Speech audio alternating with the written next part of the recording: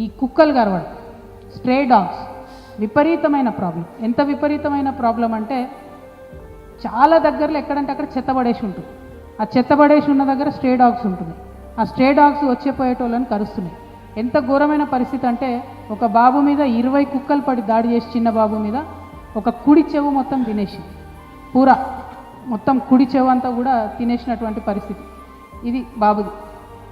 ఇందులో గమ్మత్ ఏంటంటే 2022లో ఇది అఫీషియల్ డేటా నేను చెప్పేది, 2022లో 92,924 కేసులు కుక్కలు కరిచి, ఈ 2024లో 1,21,997 అంటే ఆల్మోస్ట్ 30,000 పైచిలకు పెరిగినాయి కేసులు, అంతేనా? 30,000 దాకా పెరిగినాయి దాదాపుగా.